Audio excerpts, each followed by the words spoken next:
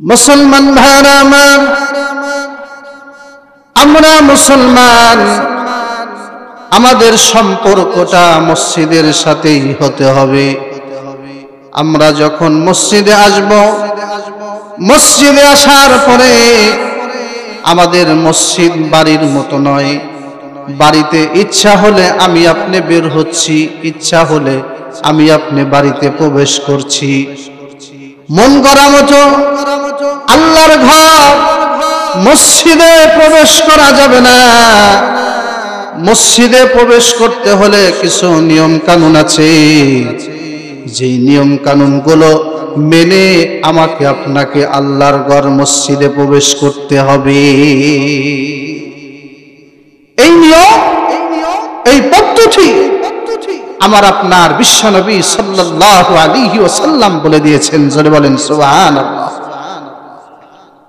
মুসলমান ভাইরা আমার, আমরা যখন আল্লাহর ঘর মসজিদে যখন নামাজ পড়ার জন্য আসব, তখন আমরা যখন মসজিদে প্রবেশ করব, মসজিদে ঢোকার সময় বিশ্বনবী সাল্লাল্লাহু আলাইহি ওয়াসাল্লাম 5টি সুন্নতের কথা বলেছেন। আবার যখন আমি আপনি মসজিদ থেকে যখন বের হব, তখনও 5টি সুন্নতের কথা বিশ্বনবী বলেছেন। মুসলমান ভাইরা আমার, যখন আমি আপনি মসজিদের ভিতরে প্রবেশ করব, 1 নাম্বার সুন্নাত হলো বিশ্বনবী বলেন বিসমিল্লাহ বলতে হবে। 2 নাম্বার হলো দরুদ শরীফ পড়তে হবে। 3 নাম্বার হলো দোয়া পড়তে হবে। আমাদের সহজের জন্য এই দোয়াটা একত্রে ভাবে পড়া যেতে পারে। বিসমিল্লাহি ওয়াসসালাতু ওয়াসসালামু আলা রাসূলিল্লাহ, আল্লাহুম্মা ইফতাহলি আবওয়াবা রাহমাতিক। এটা হলো 3 নাম্বার। 4 নাম্বার হলো ডান পা দিয়ে মসজিদে প্রবেশ করতে হবে। 5 নাম্বার হলো মসজিদের মধ্যে প্রবেশ করার পরে হই হাল্লা, কথাবার্তা, ইয়ারকি, মস্কারি, তামাশা করা যাবে না। মসজিদের মধ্যে চুপচাপ আল্লাহ পাকের জিকির করতে হবে। 5 নাম্বার হলো ইতিকাফের নিয়ত করা। নাওয়াইতু আন সুন্নাতুল ইতিকাফ। ইতিকাফের মধ্যে যেমন দুনিয়াবি কথাবার্তা বলা যায় না, তেমনি ভাবে মসজিদে যখন আমি আপনি প্রবেশ করব, তখন মসজিদের ভিতরেও দুনিয়াবি কোনো কথাবার্তা বলা যাবে না। কিন্তু দেখা যায় আমাদের অনেকগুলো মসজিদ এমন রয়েছে, মুসল্লিগুলো যখন মসজিদে যায়, কিছু কিছু মসজিদের মুসল্লি মসজিদটাকে বাজারে পরিণত করে দেয়। কথা ঠিক না বেঠে? মসজিদের ভিতরে সমালোচনা শুরু করে দেয়। যেটা 4 দোকানে শেষ করতে পারে না, সেটা মসজিদে এসে সমাপ্ত ঘোষণা করে। যে অমুকে অমুক কথা করে, অমুকে ঘুষ খায়, অমুকে সুদ খায়, নামাজ পড়ে না, হুজুররা ভালো না, হুজুররা খালি খায় দেয় না, হুজুররা খালি জোরে জোরে কথা বলে, ইমাম সাহেব আসে না। কেন আসে না? এক ওয়াক্ত আসলো না, তার টাকা কিসে ফেরত দেয়?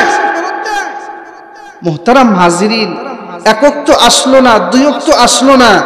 আচ্ছা বলেন তো, এই 1 ওয়াক্ত 2 ওয়াক্ত হিসাব করে কি আমি আপনি ইমাম সাহেবের বেতন দিতে পারবো? ইমাম সাহেব যদি বলেন যে 1 ওয়াক্ত নামাজের বেতন আমাকে দেন, সারা পৃথিবী বিক্রি করে হলেও 1 ওয়াক্ত নামাজের আমরা পারিশ্রমিক ইমাম সাহেবকে দিতে পারবো না। কথা ঠিক না বেঠে? তো ইমাম সাহেবের নামে, মুয়াজ্জিন সাহেবের নামে মসজিদের মধ্যে সমালোচনা করেছে। আমাদের এই অত্র অঞ্চলের লোকেরা কিন্তু ইমাম মুয়াজ্জিন সাহেবের সম্পর্কে সমালোচনা করে না। অন্য অন্য অঞ্চলগুলোতে এরকম হয়ে থাকে। আলহামদুলিল্লাহ, আমাদের অঞ্চল ভালো আছে। আলহামদুলিল্লাহ বলেন, আরেকটু জোরে বলেন আলহামদুলিল্লাহ। তো সম্মানিত হাজিরিন, যে কথা বলতেছিলাম, মসজিদের মধ্যে যখন আমি আপনি যাব, তখন ইতিকাফের নিয়ত করতে হবে। দুনিয়াবি কথাবার্তা বলা যাবে না। এরপরেও যদি দুনিয়াবি কথাবার্তা বলি, শুধু আমি আপনি মসজিদে প্রবেশ করি না, মসজিদের মধ্যে আল্লাহ পাকের ফেরেশতা নিযুক্ত করা আছে, তারাও ভিতরে প্রবেশ করে। সুবহানাল্লাহ বলে। মুসলমান ভাইরা আমার, যখন আমি আপনি আল্লাহ রাব্বুল আলামিনের হুকুম পালন করার জন্য মসজিদের মধ্যে যখন প্রবেশ করি, তখন আল্লাহ রাব্বুল আলামিনের ফেরেশতা মসজিদের মধ্যেও থাকেন। মসজিদের ভিতরে আমি আপনি যখন দুনিয়াবি কথাবার্তা বলা শুরু করে দেই, মসজিদের মধ্যে যখন আমি আপনি গীবত শিকায়েত করা শুরু করে দেই, আরো যেগুলো কথা না বলা আল্লাহ পাক নাজায়েজ করে দিয়েছেন সেগুলো যদি বলা আরম্ভ করি, তাহলে ফেরেশতা হাদিসের ভাষায় বিশ্বনবী বলেন, আমি আপনি যদি কথাবার্তা বলতে থাকি, তখন ফেরেশতা আমাদেরকে বলতে থাকে, উসকুতিয়া রফিকাল্লাহ। আল্লাহর নবী বিশ্বনবী মুহাম্মদুর রাসূলুল্লাহ সাল্লাল্লাহু আলাইহি ওয়াসাল্লাম বলেন, যখন কোন বান্দা মসজিদে গিয়ে দুনিয়াবি কথাবার্তায় লিপ্ত হয়ে যায়, দুনিয়াবি কথাবার্তার মধ্যে মশগুল হয়ে যায়, তখন ফেরেশতা ডাক দিয়া বলে, হে আল্লাহর দোস্ত আপনি চুপ করেন। সুবহানাল্লাহ বলে। মুসলমান ভাইরা আমার, মসজিদের মধ্যে যখন আমি আপনি প্রবেশ করি, তখন আল্লাহ তাআলা আমি আপনি দোস্ত হয়ে যাই, বন্ধু হয়ে যাই। যদি শয়তানের ধোঁকায় যদি কথাবার্তা বলি, তাহলে ফেরেশতা আমাদেরকে সম্বোধন করে বলে, উসকুত ইয়া রফিকাল্লাহ, আল্লাহর দোস্ত আপনি চুপ করেন। আমরা তো তার আওয়াজ শুনতে পারি না, তাকে দেখতেও পারি না, তার আওয়াজ আমার আপনার কান পর্যন্ত পৌঁছে না। এরপরেও যদি দুনিয়াবি কথাবার্তার মধ্যে আমি আপনি মশগুল হয়ে যাই, তখন ফেরেশতা আমার আপনার সম্মান একটু ছোট করে দিয়ে বলেন, উসকুত ইয়া আব্দুল্লাহ, হে আল্লাহর বান্দা তুমি চুপ করো। মসজিদের মধ্যে দুনিয়াবি কথাবার্তা বলা যাবে না, মসজিদের মধ্যে আল্লাহ পাকের জিকির করো, কোরআনুল কারীমের তেলাওয়াত করো। মসজিদের মধ্যে দুনিয়াবি ফাহেসা কথা তোমরা জবান দ্বারা উচ্চারণ করো না। প্রথমে আল্লাহ তাআলার বন্ধু বললেন, তারপরেও যদি মসজিদের মধ্যে কথা বলি, তাহলে আমাকে আপনাকে আল্লাহ তাআলার বান্দা হিসাবে সম্বোধন করে বললেন। এরপরেও যদি মসজিদের মধ্যে আমি আপনি দুনিয়াবি কথাবার্তার মধ্যে লিপ্ত থাকি, তখন ফেরেশতা ডাক দিয়া বলে, উসকুত ইয়া আদুওয়াল্লাহ। ফেরেশতা ডাক দিয়া বলে, হে আল্লাহর দুশমন তুই চুপ কর। নাউজুবিল্লাহ জোরে বলেন।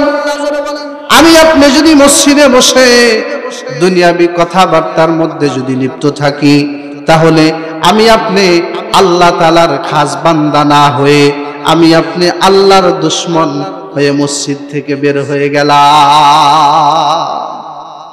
এজন্য সম্মানিত হাজিরিন, আমি আপনি যখন মসজিদের মধ্যে যাব, তখন আমাকে আপনাকে 5টা সুন্নত আদায় করতে হবে। সকলে বলেন, কয়টা সুন্নত আদায় করতে হবে? 5টা সুন্নত আদায় করতে হবে। 1 নাম্বার হলো বিসমিল্লাহ বলতে হবে, 2 নাম্বার দরুদ শরীফ পড়তে হবে, 3 নাম্বার দোয়া পড়তে হবে। এই 3টি একত্রে এইভাবে পড়ব, বিসমিল্লাহি ওয়াসসালাতু ওয়াসসালামু আলা রাসূলিল্লাহ, আল্লাহুম্মা ইফতাহ লি আবওয়াবা রাহমাতিক। 4 নাম্বার হলো ডান পা দিয়ে প্রবেশ করব। 5 নাম্বার হলো ইতিকাফে নিয়ত করে মসজিদের মধ্যে বসে থাকব। মুসলমান ভাইরা আমার, এরপরে যখন আমি আপনি মসজিদ থেকে যখন বের হব, তখনও 5টি সুন্নত আদায় করতে হবে। বিশ্বনবী সাল্লাল্লাহু আলাইহি ওয়াসাল্লাম যে আমল করেছেন, সেই আমলগুলো হলো 1 নাম্বার বিসমিল্লাহ বলবো, 2 নাম্বার দরুদ শরীফ পড়ব, 3 নাম্বার দোয়া পড়ব। এই 3টি একত্রে এভাবে পড়ব, বিসমিল্লাহি ওয়াসসালাতু ওয়াসসালামু আলা রাসূলিল্লাহ, আল্লাহুম্মা ইন্নী আসআলুকা মিন ফাদলিক 4 নাম্বার হলো বাম পা দিয়ে আমি আপনি মসজিদ থেকে বের হব। 5 নাম্বার হলো জুতার উপরে পা রেখে সর্বপ্রথম ডান পায়ে আমি আপনি জুতা পরিধান করব। এজন্য মুসলমান ভাইরা আমার, আমি মসজিদের কথা বললাম, উদ্দেশ্য হলো এই, যেহেতু আমাদের মুসলমানের সাথে মসজিদের সাথে গভীর একটা সম্পর্ক আছে। আমরা মসজিদে যাই, নামাজ আদায় করতে যাই, এজন্য এই সুন্নতগুলো আমার আপনার জানা থাকা দরকার। এখন আমরা জানলাম, আমার আপনার আমল করার প্রয়োজন আছে কি নাই? আরো জোরে বলেন, আছে কি নাই? কার কার প্রয়োজন নাই দুটি হাত তুলে দেখান। মাশাআল্লাহ, পাকপাড়ার মুসলমান সবাই সতর্ক, খুব সজাগ। আলহামদুলিল্লাহ বলেন, আরো জোরে বলেন আলহামদুলিল্লাহ। অন্য জায়গায় যদি আমরা কথা বলতে যাই, তখন যদি বলা হয় কে কে মসজিদে যা কথা বলবেন হাত তোলেন, অনেকে 10-12 জন জোশের সাথে হাত উঠে ফেলে। কিন্তু আলহামদুলিল্লাহ পাইকপাড়ার লোকেরা সব দিকেই পারফেক্ট। আলহামদুলিল্লাহ জোরে বলেন। কারা কারা মসজিদে আমরা 5টি সুন্নত প্রবেশ করার এবং বের হওয়ার 5টি সুন্নত আমল করব, দুটি হাত তুলে আল্লাহকে দেখায়া দেই। লিল্লাহে তাকবীর, লিল্লাহে তাকবীর। আল কোরআনের আলো, আল হাদিসের আলো, কোরআন হাদিস যেখানে, মসজিদ মাদ্রাসা যেখানে, টিভি সিনেমা যেখানে, গীবত শিকায়েত যেখানে, লিল্লাহে তাকবীর। জিকির করি লা ইলাহা ইল্লাল্লাহ, লা ইলাহা ইল্লাল্লাহ, লা ইলাহা ইল্লাল্লাহ,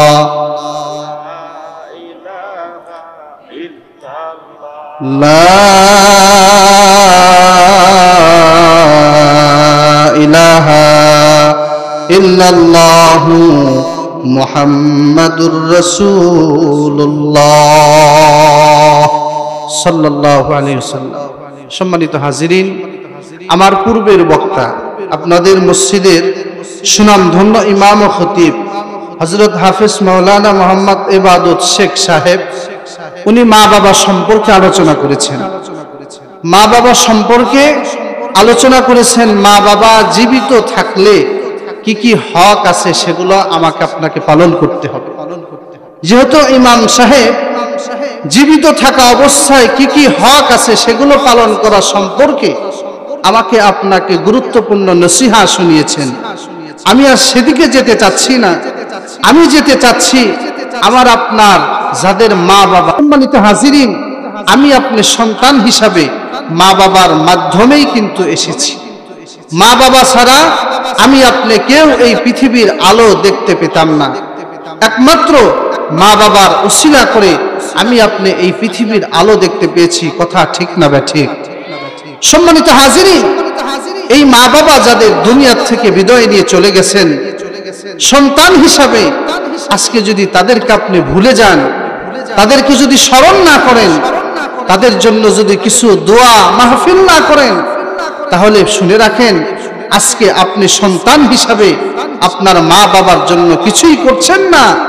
একদিন আপনিও বাবা হবেন, আপনিও সন্তানের বাবা হয়ে মারা যাবেন।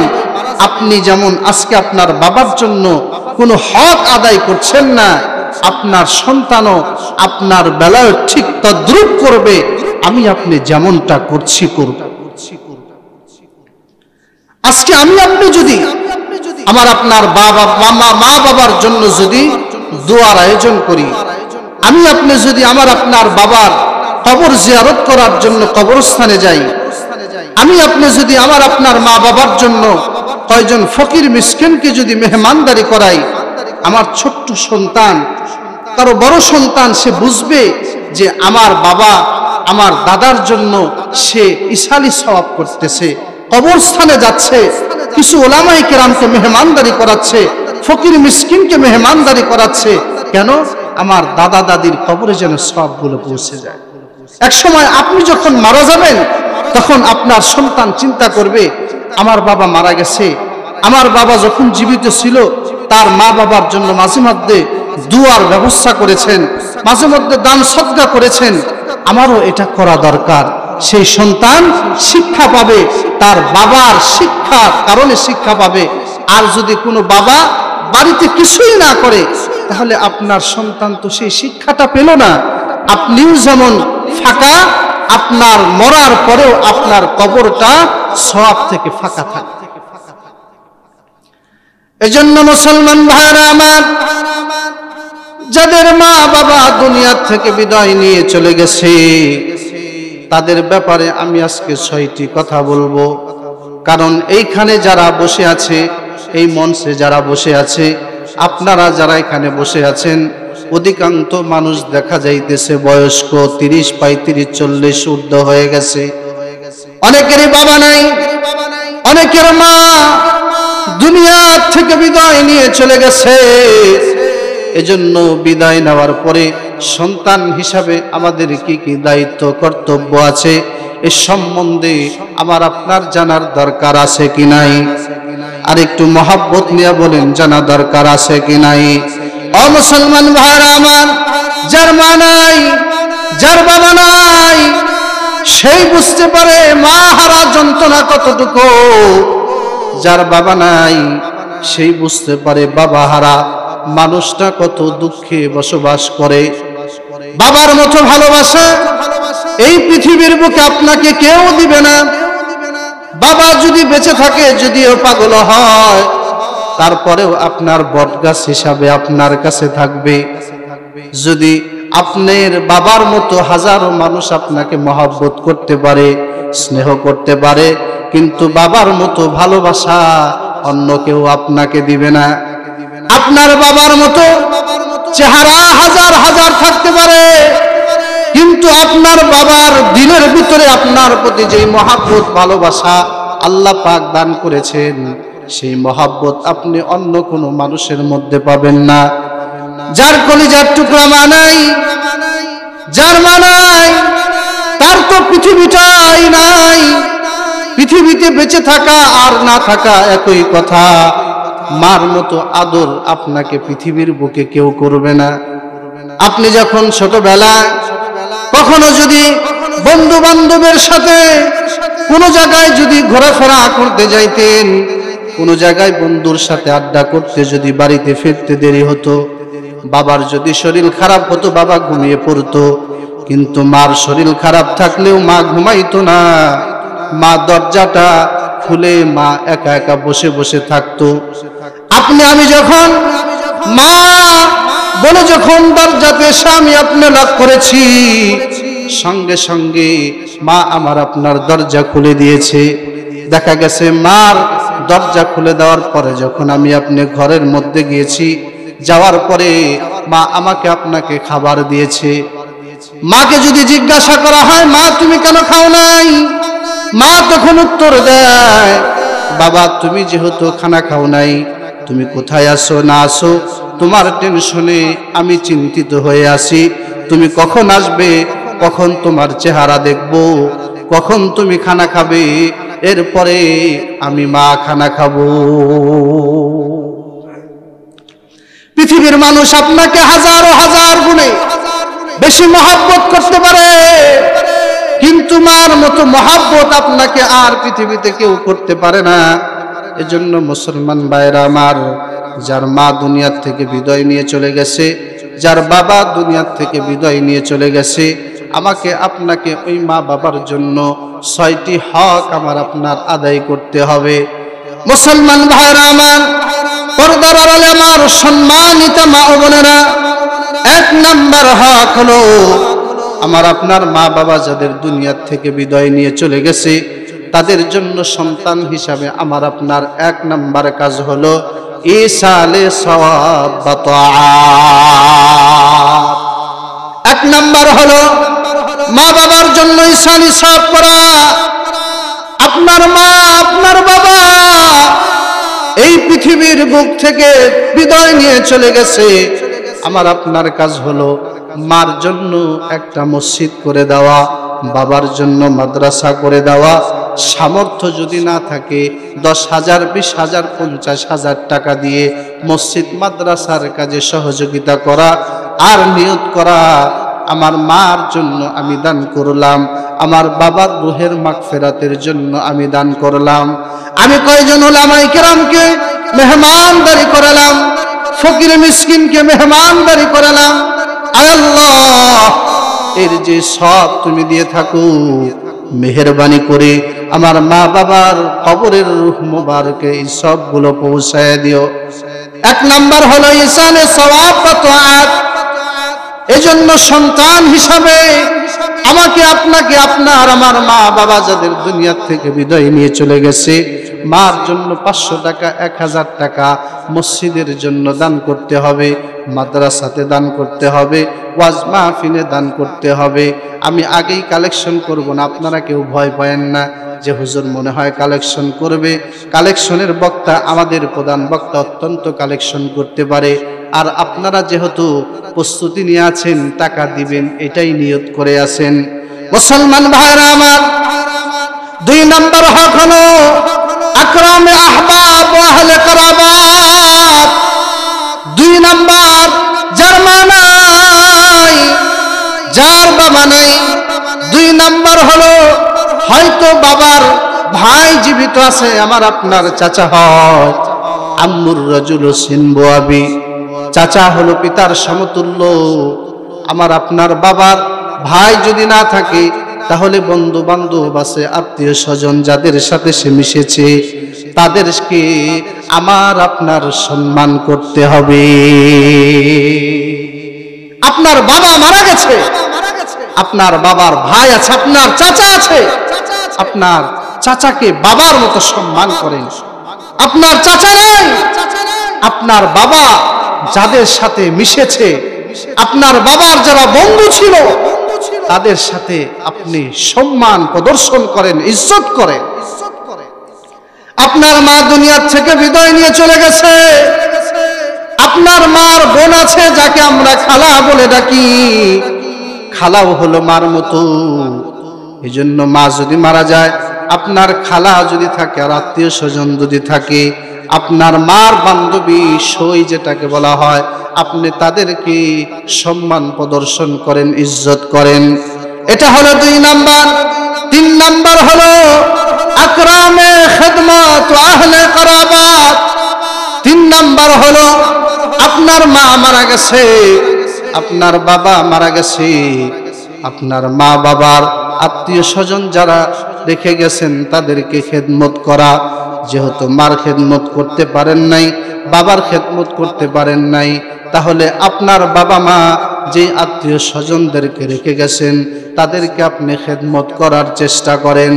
মুসলমান ভাইরা আমার, এটা হলো 3 নাম্বার। 4 নাম্বার হলো আদায়ে দ্বীন ও আমানত। 4 নাম্বার হলো আপনার বাবা আপনার মা দুনিয়া থেকে বিদায় নিয়ে চলে গেছে, অমুক জায়গায় 10,000 টাকা ঋণ করে রেখে গেছে, 20,000 টাকা ঋণ করে রেখে গেছে। এই ঋণগুলো পরিশোধ করা আমার আপনার সন্তান হিসাবে দায়িত্ব ও কর্তব্য। 5 নাম্বার হলো তানফিজে ওসিয়াত। তানফিজে ওসিয়াত 5 নাম্বার হলো বাবা মা যদি আপনাকে আমাকে কোনো ওসিয়ত করে দিয়ে থাকেন, তাহলে সেই ওসিয়তকে পুরা করা। আমার আপনার বাবা যদি বলে, বাবা সব সময় 5 ওয়াক্ত নামাজ পড়িও, উলামায়ে কেরামকে তাজিম করিও, কখনো বড়কে অসম্মানী করো না, ছোটর সাথে কখনো খারাপ আচরণ করো না, আত্মীয় স্বজন যারা আছে তাদেরকে সর্বদা সম্মান করে চলবে। এরকম ওসিয়ত যদি আমাকে আপনাকে করে গিয়ে থাকে, তাহলে সন্তান হিসাবে মা বাবার ওসিয়তগুলো আপনাকে আমাকে পুরা করতে হবে। আমার আপনার বাবা মা যদি ওসিয়ত করে গিয়ে থাকে, বাবা আমার জীবনের মধ্যে হজ ফরজ হয়েছিল কিন্তু আমি হজ আদায় করতে পারি নাই, ওগো সন্তান আমার পক্ষ হতে তুমি হজটা আদায় করে দিও। তাহলে সন্তান হিসাবে আপনার দায়িত্ব ও কর্তব্য হলো মা বাবার ওসিয়ত পুরা করা, হজটা পালন করে দেওয়া। মুসলমান ভাইরা আমার, 6 নাম্বার হলো গাহ গা উনকি কবর কি জিয়ারত। 6 নাম্বার হলো মাঝে মাঝে আপনার বাবা মারা গেছে, বনবাড়িয়া কবরস্থানে রেখে এসেছেন। আপনার মা মারা গেছে, আপনার মাকে মালসাপাড়া কবরস্থানে রেখে এসেছেন। মাঝে মাঝে আপনার মা বাবার কবরখানা জিয়ারত করবে। বড় আফসোসের সাথে বলতে হয়, আমাদের অনেকের মা নাই, অনেকেরই বাবা নাই, কিন্তু মাকে আমি আপনি দাফন কাফন করে এসেছি, বাবাকে দাফন কাফন করে এসেছি। 1 বছর, 5 বছর, 10 বছর হয়ে গেল, মা বাবার কবরখানা কেমন আছে না আছে, আমি আপনি অনেক সন্তান আছি, মা বাবার কবরটা পর্যন্ত ভুলে গেছি, আমার মা বাবাকে কোথায় দাফন করেছি। এমন সন্তান আমাদের সমাজে, আমাদের দেশে আছে কি নাই? আরো জোরে বলেন, আছে কি নাই? আজকে আপনি সন্তান হিসাবে আপনার মার কবর কখনো জিয়ারত করতে যান না, আপনার বাবার কবর কখনো জিয়ারত করতে যান না। আচ্ছা, আপনি বলেন, আপনার বিবেককে প্রশ্ন করেন, আপনার সন্তানদেরকে আপনি কি শিক্ষা দিয়ে যাচ্ছেন? কি শিক্ষা দিয়ে যাচ্ছেন আপনি? যে আমার বাবা মার কবর আমি জিয়ারত করি না, আর আপনি কি এটা আশা করেন আমার আপনার সন্তান আমি আপনি মারা গেলে তারা কবর জিয়ারত করার জন্য যাবে? ইম্পসিবল, কখনোই হতে পারে। মুসলমান ভাইরা আমার, এজন্য আমি আপনি কিন্তু মারা যাব, আমি আপনি কিন্তু এই পৃথিবীর বুকে থাকবো না। কারণ হলো আল্লাহ রাব্বুল আলামিন যার মধ্যে রূহ দান করেছেন তাকেই কিন্তু মৃত্যুর স্পষ্ট সংবাদ দিয়ে দিয়েছেন। আল্লাহ রাব্বুল আলামিন কোরআনুল কারীমে বলেন, কুল্লু নাফসিন যায়িকাতুল মাউত। আল্লাহ রাব্বুল আলামিন সকলকেই মৃত্যুর স্বাদ আস্বাদন করাবে। এজন্য আমার আপনার মা চলে গেছে, আমার আপনার বাবা চলে গেছে, আমার আপনার দাদা দাদি নানা নানি আত্মীয় স্বজন অনেকেই পৃথিবীর বুক থেকে চলে গেছে। আমাকে আপনাকেও যাইতে হবে, কথা ঠিক না বে ঠিক? আর একটু জোরে বলেন, ঠিক না বে ঠিক? ও মুসলমান ভাইরা আমার, আমি আপনি মারা যাব, এই পৃথিবীটা থাকার জায়গা নয়, এই দুনিয়াটা শস্য খাত, আখিরাতের শস্য খাত বলা হয়েছে। এই দুনিয়াতে শুধু দুনিয়া কামানোর জন্য বলানো হয় নাই, এই দুনিয়াতে আখিরাতের পুঁজি আমাকে আপনাকে সংগ্রহ করার জন্য বিশ্বনবী বলেছেন। মুসলমান ভাইরা আমার, আমি আপনি যখন মারা যাব, বিশ্বনবী সাল্লাল্লাহু আলাইহি ওয়াসাল্লাম বলেন, ইদা মাতাল ইনসান, মানুষ যখন মারা যাবে, ইনকাতা আনহু আমালু, মানুষ যখন মারা যাবে তখন তার সকল আমলের দরজাগুলো বন্ধ হয়ে যাবে। আপনারা কি শুনেছেন মরার পরে কোরআন খতম দিছে? এরকম ঘটনা কখনো শুনেছেন, দেখেছেন? মুসলমান ভাইরা আমার, আমার আপনার হায়াত যখন শেষ হয়ে যাবে, মালাকুল মাউত যখন আমার আপনার হায়াতটা যখন শেষ করে দিবে, জানটা কবজ করে ফেলবে, যখন আল্লাহ রাব্বুল আলামিন নির্দেশ করবেন, নির্দেশ দেওয়ার সাথে সাথেই আজরাইল আলাইহিস সালাতু ওয়াস সালাম হুকুম পালন করবেন। একটা সেকেন্ড আগেও হবে না, আর একটা সেকেন্ড পরেও হবে না। ইদা জা আজালুহুম লা ইস্তাখিরুনা সাআতাও ওয়ালা ইস্তাকদিমুন। মৃত্যু যখন আমার আপনার আসবে, একটা সেকেন্ড আগেও হবে না, আর একটা সেকেন্ড পরেও হবে না। মুসলমান ভাইরা আমার, যখন মারা যাব সকল আমলের দরজাগুলো বন্ধ হয়ে যাবে। কোরআন শরীফ যদি 100টাও খতম করি, একটা নেকিও আমার আপনার আমলনামায় লেখা হবে না। সারাদিন যদি জিকির করি, একটা সব আমলনামায় লেখা হবে না। যদি পৃথিবীটা পুরো আমার হয়ে যায় আর যদি আল্লাহর রাস্তায় দান করে দেই, তাহলেও একটা সব আমার আপনার আমলনামায় হবে না। ও মুসলমান ভাইরা আমার, কিন্তু বিশ্বনবী বলেছেন ইল্লা সালাসা, কিন্তু 3টা আমল তার জারি থাকবে। 3টা আমল যদি আমি আপনি হায়াতের জিন্দেগিতে করে যেতে পারি, তাহলে মরার পরেও কবরে বসে বসে সওয়াব পাইতে থাকবো। জোরে বলেন সুবহানাল্লাহ। ও মুসলমান ভাইরা আমার, এক নাম্বার হলো মিন সাদাকাতিন জারিয়া। আমি আপনি হায়াতের জিন্দেগিতে যদি সদকায়ে জারিয়া করে যেতে পারি। সদকায়ে জারিয়া কাকে বলা হয়? সদকায়ে জারিয়া বলা হয় এই যে সুন্দর বাইতুল পাইকপাড়া বাইতুন নূর জামে মসজিদ, আজকে এই যে তার উদ্যোগে আজকে কোরআনের মাহফিলের আয়োজন করা হয়েছে। মসজিদ আপনারা দেখতে পাচ্ছেন অনেকগুলো কাজ বাকি আছে, যেই মসজিদগুলোর কাজ কিন্তু আমাকে আপনাকেই করতে হবে। আর যদি এই মসজিদের কাজের সহযোগিতা আমি আপনি করে যেতে পারি, তাহলে আল্লাহ রাব্বুল আলামিন এই মসজিদ কিয়ামত পর্যন্ত কায়েম ও জারি রাখবেন। আমি আপনি কিন্তু কিয়ামত পর্যন্ত বাঁচতে পারবো না। আল্লাহ রাব্বুল আলামিনের রাসূল বলেছেন, যদি কেউ সদকায়ে জারিয়া হিসাবে মসজিদ নির্মাণ করে যায়, মাদ্রাসা যদি নির্মাণ করে যায়, এই মসজিদ যতদিন পর্যন্ত চলবে, আমি আপনি কবরের মধ্যে চলে গেলেও কবরে বসে বসে সওয়াব পাইতে থাকবো। সুবহানাল্লাহ। এজন্য সম্মানিত হাজিরিন, আমার আপনার এই হায়াতের জিন্দেগিতে কত গুনাহ না করেছি, কত গুনাহ করছি, করার নিয়ত করেছি। যদি আমি আপনি গুনাহটাই যদি প্রচলন করে যাই, গুনার কাজ যদি আমি আপনি প্রচলন করে রেখে যাই, তাহলে আমার এই উদ্যোগের কারণে, আমার এই প্রচেষ্টার কারণে যতগুলো মানুষ গুনাহের কাজ করবে, যতগুলো মানুষ নাজায়েজ কাজ করবে, সমস্ত নাজায়েজ করার কারণে যে গুনাহ হবে, সেই গুনাহগুলো আমার আপনার আমলনামায় দেওয়া হবে। নাউজুবিল্লাহ। আর আমি আপনি যদি ওয়াজ মাহফিলের ব্যবস্থা করে যাইতে পারি, আমি আপনি যদি মসজিদ নির্মাণ করে যেতে পারি, আমি আপনি যদি মাদ্রাসা নির্মাণ করে যেতে পারি, আমি আপনি যদি সমাজে ভালো কাজ যদি করে যেতে পারি, আমার সেই কাজ যদি আমার ভবিষ্যৎ প্রজন্ম যদি করতে থাকে, ভবিষ্যৎ প্রজন্ম যারা এই নেক কাজগুলো করবে, আমি কবরে বসে বসে তাদের আমলের সওয়াব পেতে থাকবো। সুবহানাল্লাহ। এজন্য মুহতারাম হাজিরিন, আমার আপনার কবরে বসে বসে সওয়াব পাই, এটা চাই কি চাই না? আরেকটু জোরে বলেন, চাই কি চাই না? মুসলমান ভাইরা আমার, এজন্য আলহামদুলিল্লাহ সুম্মা আলহামদুলিল্লাহ, অত্র মসজিদের যারা কমিটিবৃন্দ আছে অত্যন্ত পরিশ্রম করে আমাদের কাজকের এই সুন্দর কোরআনুল কারীমের মাহফিলের ব্যবস্থা করে দিয়েছেন। উদ্দেশ্য হলো এলাকাবাসী ওয়াজ শুনবে, ওয়াজ শুনে তারা আল্লাহ রাব্বুল আলামিনের হুকুম আহকাম তারা মেনে চলবে, বিশ্বনবীর তরিকা অনুযায়ী তারা চলার চেষ্টা করবে। এক নাম্বার মাকসাদ। দুই নাম্বার হলো কমিটিবৃন্দ এলাকাবাসীর সবচাইতে ভালো উদ্যোগ যেটা, সেটাকে ধন্যবাদ জানাই। আমরা মসজিদের জন্য ফিকির করছি, মসজিদকে নির্মাণ করার জন্য চেষ্টা করছি, কষ্ট মেহনত করছি।